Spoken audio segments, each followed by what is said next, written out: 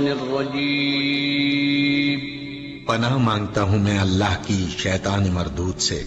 بسم الله الرحمن الرحيم شروع اللہ کا نام لے کر جو بڑا مہربان نہایت رحم والا ہے۔ یا بنی اسرائیل اذکروا نعمتی التی انعمت علیکم وانی فضلتکم علی العالمین۔ اے بنی اسرائیل، یا بنی اسرائیل، اے اولاد یعقوب، اذکروا، یاد کرو، نعمتی، میری ان نعمتوں کو، میری نعمتوں کو، التی، وہ نعمتیں، انعمت علیکم، جو میں نے تم پر انعام کی یا تم کو عطا کی، وانی فضلتکم علی العالمین، اور یہ کہ تم کو سارے جہان والوں پر فضیلت دی۔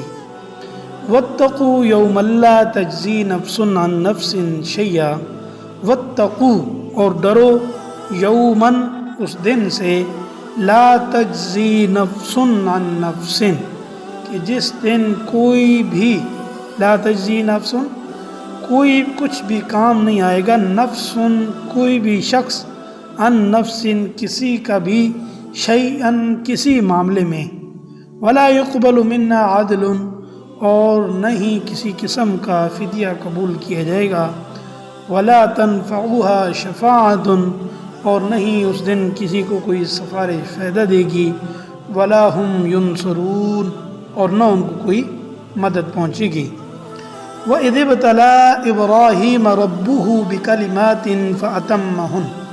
وَإِذِ ابْتَلَىٰ، اور یاد کرو، ابتلا، جب آزمایا، ابراہیم، ابراہیم علیہ السلام کو، ربہ، اس کے رب نے، بکلمات، بکلمات، کئی باتوں سے، کئی معاملات میں، فاتمہن، تو وہ اس کے اندر پورے اترے، ان باتوں کو پورا کیا، آزمائش میں پورے اترے۔ قال، فرمایا، انی جاعلک للناس اماما، کہ قال، فرمایا کہ میں تمہاری اولاد میں سے لوگوں کے لیے امام بنانے والا ہوں۔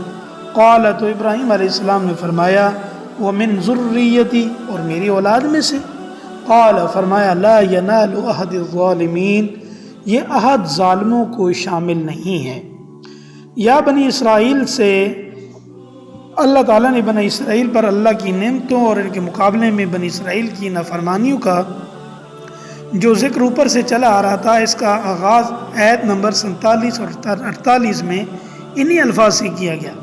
اب سارے واقعات کی تفصیل یاد دلانے کے بعد پھر وہی بات ناسخانہ انداز میں ارشاد فرمائی گئی، یعنی مقصود ہمارا تمہاری خیر خواہی ہے اور تمہیں ان واقعات سے اس نتیجے تک پہنچ جانا چاہیے۔